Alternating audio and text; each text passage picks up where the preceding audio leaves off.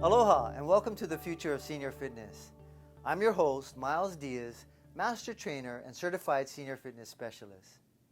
Today is part of our series of episodes on the physiological and anatomical considerations of aging. We will discuss the impact of aging on the musculoskeletal system.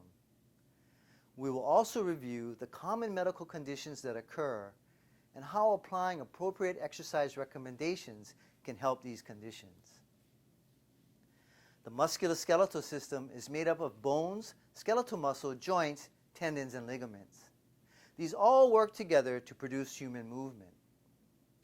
Age-related changes in the musculoskeletal system fall under two areas, structural and functional. Let's discuss the structural change that are found in each component of the musculoskeletal system, starting with the bones. Bone mass declines with age similar to muscle mass. Bone mass peaks around 30 years of age and then gradually declines. The cause of bone loss is multifactorial, including inactivity, changes in hormone levels, and improper nutrition. In regards to physical activity, the age-associated decline in muscular strength parallels loss of bone mass. Osteoporosis is a chronic disease characterized by a thinning and weakening of bones, and research shows a significant risk factor for osteoporosis is physical inactivity. Let's discuss skeletal muscle. Fat and connective tissue replaces muscle mass as it declines with age. Although not fully understood, the loss of muscle mass, size, and strength with aging is likely due to a reduction in physical activity. An active lifestyle helps to promote and maintain muscular health. Peak muscle fiber size occurs around age 20 for sedentary individuals before beginning to decline. However, physically active adults maintain their fiber size until around age 60. A decrease in individual muscle fiber size results in the decrease of whole muscle size. Regardless of activity level, it appears the number of muscle fibers decreases with age. In addition to a loss in muscle mass, the composition of skeletal muscle changes significantly. Finally, aging affects the joints, tendons, and ligaments predominantly due to structural changes occurring within the joint complex. Structural changes and a weakening of joints with age include micro-tearing and calcification. In addition, shortening of tendons and ligaments reduces joint range of motion by as much as 25%. With the weakening of cartilage, any injury may lead to a decrease in joint stability due to the lack of blood supply to the tendons, ligaments, and cartilage. Stability is an important fitness training consideration because it increases the ability of the kinetic chain to stabilize the lumbopelvic hip complex and joints during movement. Poor core stability increases the risk for unstable conditions in the upper and lower extremities. The core musculature activates and stabilizes the torso and produces forceful movements. This emphasizes the importance of core exercise for older adults and assists in the management of chronic pain issues. Let's turn our discussion to the age-related functional changes that occur in the musculoskeletal system. Structural changes that occur with bone tissue leads to very few functional decrements. However, older adults must keep bone loss in mind, especially adults who have osteoporosis. Structural changes in skeletal muscle lead to decrements in muscular strength, power, and endurance. A loss of structural integrity usually leads to a decrease in functional capacity. Muscular mass largely dictates muscular strength. The change in muscle composition with age relates to the loss of muscular power more than the absolute loss of mass. Structural changes in joint tissue may dramatically affect the functional fitness of older adults. Weakened joints of the hips and legs reduce mobility and significantly hinder an older adult's independence and functional capacity. Weaknesses and stiffness in these joints also increase the risk for joint injury and injuries that result from a fall. In addition to joints of the lower extremities, Weaknesses in the elbow and shoulder may lead to decreases in the ability to perform physical activities that require upper body movement and flexibility. As a result, the ability to do normal daily activities becomes a significant challenge. Let's discuss the impact of physical activity, exercise, and fitness on the aging musculoskeletal system. Physical activity has a significant effect on bone health. Several studies demonstrate an association between physical activity and the retention of bone mass in older adults. Additionally, interventional studies show an increase in bone mass with physical activity, especially weight-bearing and strength training, which adds a mechanical force or stress to the bone. Of course, dietary and hormonal considerations for postmenopausal women play a role in bone maintenance. Physical activity plays a vital role in reducing the effect of aging on most components of the musculoskeletal system. Research demonstrates that muscle mass, muscular strength, and muscular power are maintained to a greater extent in the physically active as opposed to their sedentary counterparts. Several training studies also demonstrate that previously sedentary older adults may increase muscle mass, strength, power, and endurance with strength and aerobic endurance training. Whether an older adult is active or not, training may significantly affect the health and functional ability of skeletal muscle. Research in the area of joint health largely focuses on the effect of physical activity and osteoarthritis, specifically in the relation to the hip and knee joint. There is considerable debate as to whether physical activity prevents osteoarthritis, while research actually shows an increase in the osteoarthritis as a result of overuse. In regards to secondary prevention of treatment, the Osteoarthritis Research Society International recommends aerobic, muscular strengthening, and water-based exercise as essential components of knee and hip osteoarthritis therapy.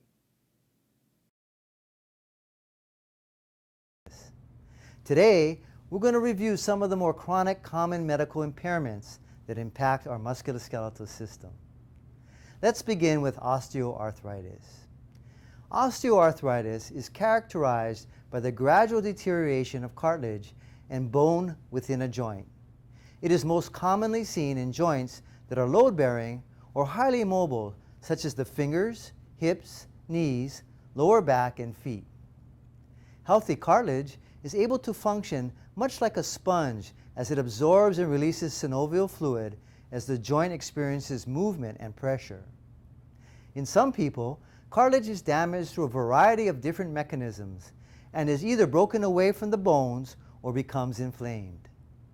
This inflammatory process can disrupt the normal maintenance of cartilage and cause further breakdown. Eventually, with the loss of more cartilage, bones are exposed in the joint space. Bones do not respond well to direct contact and will form abnormal growths known as bone spurs, which can irritate and further damage the structures of the joint. The most common symptoms in affected joints include pain, inflammation, reduced range of motion, and grinding sensations upon movement. Risk factors for osteoarthritis include age, inactivity, obesity, a history of joint trauma, and repetitive joint motion. These problematic movement patterns will only serve to enhance the likelihood of osteoarthritis and result in a faster progression of the condition. In fact, research shows that older adults with knee osteoarthritis perform poorly on measures of functional performance and postural stability. Corrective exercise programs are vital for older adults who suffer from osteoarthritis to restore more optimal movement patterns and reduce stress on affected joints. There's no cure for osteoarthritis, and since pain is alleviated with rest, many of those afflicted tend to avoid regular exercise for fear of pain. Osteoarthritis is not caused by exercise itself. In fact, a lack of physical activity can accelerate the loss of healthy cartilage by reducing the movement of synovial fluid necessary to maintain tissue health. A recent study on aerobic and resistance exercises shows that older adults who exercise are effectively able to relieve arthritic pain and improve joint function.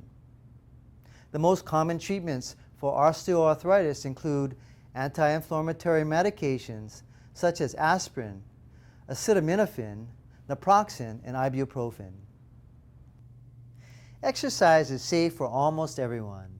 In fact, studies show that people with osteoarthritis benefit from regular exercise and physical activity. For people with osteoarthritis, regular exercise can help maintain healthy and strong muscles, preserve joint mobility, maintain range of motion, improve sleep, reduce pain, keep a positive attitude, maintain a healthy body weight, and correct posture. 3 types of exercises are best if you have osteoarthritis: flexibility, strength, and endurance. Flexibility exercises can help keep joints moving, relieve stiffness, and give you more freedom of movement for everyday activities. Examples of flexibility exercises include upper and lower body stretching, yoga, and Tai Chi. Strengthening exercises will help you maintain or add to your muscle strength. Strong muscles support and protect joints. Weight-bearing exercises, such as weightlifting, fall into this category. Endurance exercises make the heart and arteries healthier and may lessen swelling in some joints. Try low-impact options such as swimming and biking. Remember, before beginning any exercise program, talk with your healthcare provider about the best activities for you, and if needed, seek a fitness professional to help you. Here's a quick tip. You may need to avoid some types of activity when joints are swollen or inflamed. If you have pain in a specific joint area, for example, you may need to focus on another area for a day or 2. Next, let's turn our discussion to osteoporosis. Osteoporosis is a disease that weakens bones to the point where they break easily, most often in the hip, spine, and wrist. It is often called the silent disease because you may not notice any changes until a bone breaks. 10 million Americans have osteoporosis. It is more common in women, but men also have this disease. The risk of osteoporosis grows as you get older. At the time of menopause, women may lose bone quickly for several years. After that, the loss slows down but continues.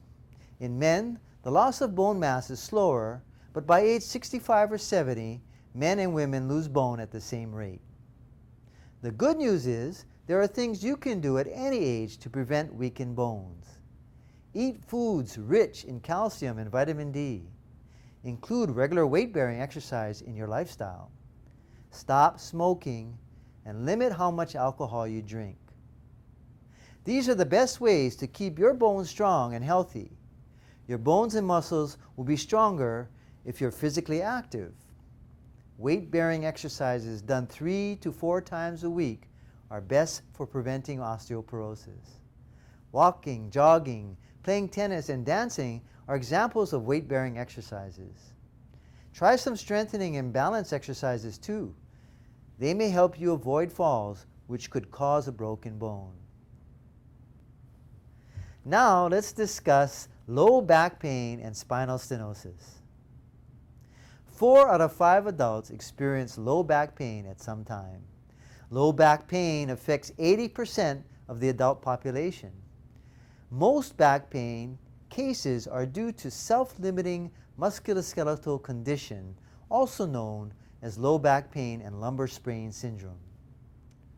Lumbar sprain syndrome may occur after an unusual effort, such as lifting, but can often occur after a trivial effort, such as sneezing or bending over.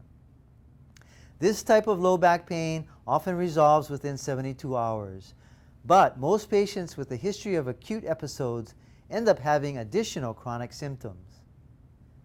If back pain does not resolve and is persistent for 3 months or longer, it is known as chronic low back pain.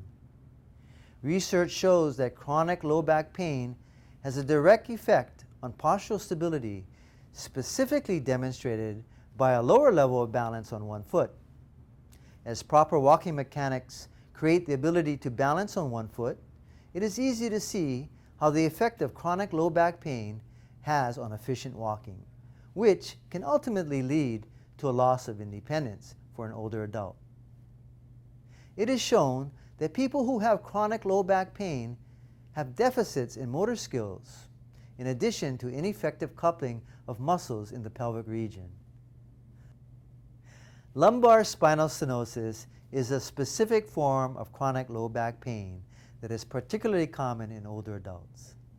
It results from the narrowing of the spinal canal in the lumbar region, which causes the vertebral bodies and the intervertebral discs to compress the spinal cord and nerve roots. The most common complaint in people with spinal stenosis is consistent with entrapment of the sciatic nerve, pain and numbness in the lower back, buttocks, and hamstring. Spinal stenosis may be present in the cervical and thoracic spine and may affect other locations of the body, including the arms and trunk. Conservative treatment options for lumbar spinal stenosis include anti-inflammatory medication, epidural corticosteroid injections, and lumbar support braces. Therapeutic exercise is an effective treatment strategy for this condition. People who do not find relief with these treatments may require surgery, which includes a laminectomy or spinal infusion, where adjacent vertebral bodies are fused together using bone grafts. Exercise for low back pain is an effective mode of treatment. Research demonstrates the effectiveness of proper training for the relief and reversal of chronic low back pain. Stabilization level core exercises, which involve little or no movement of the spine, have proven efficient for strengthening of the core stabilizing muscles and pain relief within 1 week. Strengthening exercises for the spine are effective in increasing strength and decreasing chronic low back pain. Finally, let's discuss shoulder impingement. Shoulder impingement is caused by pressure on the supraspinatus tendon by the scapula as the arm is lifted at or above shoulder height. As the arm is lifted, the acromion of the scapula presses on the surface of the rotator cuff tendon. This limits movement and causes pain and weakness. Shoulder impingement is common in older adults due to the increased likelihood of thoracic kyphosis and protracted scapulae. These anatomical positions serve to decrease the subacromial space through which the supraspinatus tendon can pass on its way to the humeral insertion. The compressed space leads to soft tissue injury. These issues are traced to a number of different factors, including repetitive lifting, shoulder trauma, or bone spurs from osteoarthritis. In advanced cases, shoulder impingement can lead to the development of frozen shoulder, where virtually all movement at the shoulder causes pain. According to the American Academy of Orthopedic Surgeons, treatment for shoulder impingement can include a number of strategies, including rest, anti-inflammatory medication, physical therapy, and surgery. Until next time, this is Miles Diaz wishing you the best in health and reminding you that health is your only wealth.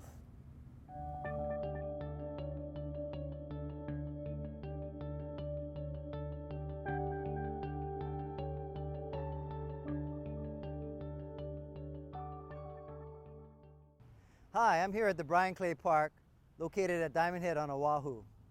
Living in Hawaii, we're fortunate to be able to enjoy the outdoors almost all year round. We can enjoy different activities like walking, running, swimming, or exercising outdoors. Aloha and welcome to the future of senior fitness. I'm your host, Miles Diaz, Master Trainer and Certified Senior Fitness Specialist. Whether you're exercising indoors or outdoors, you should consider safety first. Safe and effective exercise is the #1 priority for everyone, especially older adults. Here are some of my exercise safety guidelines for older adults. My first and most important exercise safety guideline is check with your doctor before you begin an exercise program. According to the National Institute of Health, older adults will do just fine if they practice safe exercise by increasing physical activity to a moderate level. Your doctor will encourage you to be physically active, but depending on your health, may restrict some activities if medically necessary. Exercise safety guideline number 2. Select a certified personal trainer that has experience working with older adults. I highly recommend a certified personal trainer for older adults. Why? As we age, the physical concerns increase. Every person has different strengths, weaknesses, and functional challenges. By the time we age, the decline in our abilities, health, and degenerative conditions require special attention from a professional. A trainer will teach the proper use of equipment and technique, will know first aid and CPR, and will do the proper screening, assessment, and goal setting that are very important for safety. Look for a senior fitness specialist. They will better understand how changes in age impact the function of the body systems and how these changes will affect functional mobility and independence. Exercise safety guideline number 3. Check credentials. People receiving little or no specialized training can advertise themselves as senior fitness instructors. Because there is a wide range of medical conditions and functional abilities in the older population, physical activity instructors of older adults require more knowledge, skills, and experience than instructors of younger adults. Find out if your trainer has obtained a specialized senior fitness certification, has experience training older adults, and if so, how long? Exercise safety guideline number 4. Always use good posture and form. Good form protects you from injury and helps you gain the most benefit from each exercise. Posture refers to the body's alignment and positioning with respect to the ever-present force of gravity. Whether we're standing, sitting, or lying down, gravity exerts a force on our joints, ligaments, and muscles. Good posture distributes the force of gravity through our body structure evenly and ensures that our body is not overstressed. Exercise safety guideline number 5. Slow it down. When you're exercising, slowing down the movements and forcing yourself to be aware is of the utmost safety. Remember, there's no need to rush. Slowing it down can prevent overexertion, reduce the risk of injury, and decrease the chances of falling. Exercise safety guideline number 6. If you feel pain, stop exercising. This may seem like common sense, and it is, but there are many people who still believe in the old saying, no pain, no gain. This is nonsense. Pain is your body telling you that something is wrong. Exercise safety guideline number 7. Don't hold your breath during exercise. Holding your breath while exercising can potentially produce what is called the Valsalva effect. The Valsalva effect is when there's a sharp rise in blood pressure followed by a sudden drop in blood pressure. This can cause fainting or blackouts while performing an exercise. Most importantly, muscles need oxygen to function properly. A fitness professional can explain the proper way to breathe while exercising. Exercise safety guideline number 8. Assess your environment. Make sure that the area you're using for fitness is lighted and uncluttered. If you have vision or hearing problems, work with a trainer or companion. Vision and hearing changes occur in the later years and affect a vast majority of adults 65 years or older. Primary changes in vision include a decrease in visual acuity, farsightedness, and changes in color perception.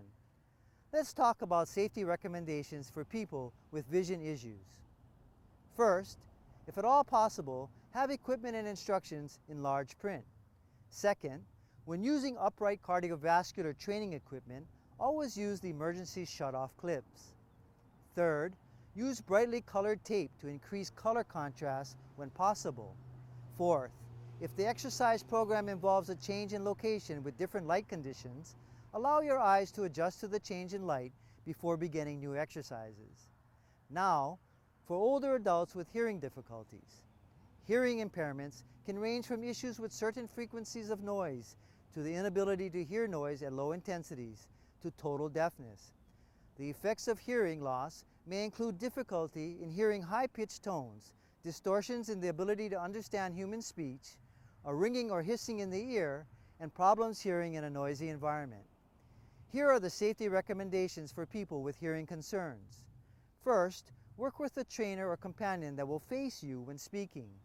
Second, request a trainer to speak in a slow and clear manner. Third, exercise at a time when there's minimal distraction and noise. And fourth, wear and turn on your hearing aid. Exercise safety guideline number 9. Use the right clothing and shoes.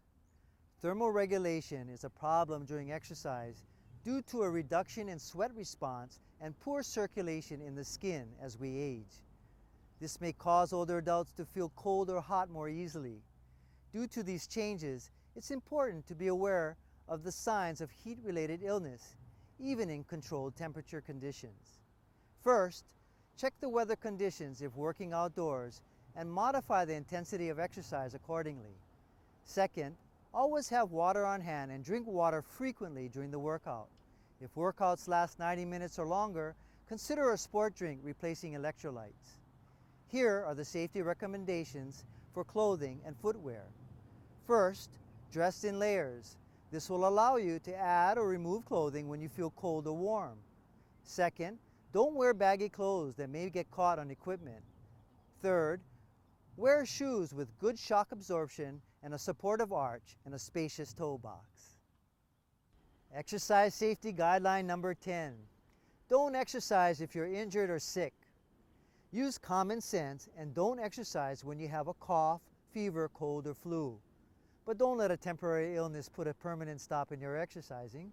Consult a physician if needed and resume your activities as soon as you can. After an illness, start your exercise program at the beginning again. Do not immediately take up where you left off. Your body needs time to recover and rebuild. For a complete list of my exercise safety guidelines for senior citizens, visit my website. I look forward to the next time. Until then, this is Miles Diaz wishing you the best in health and reminding you that health is your only wealth.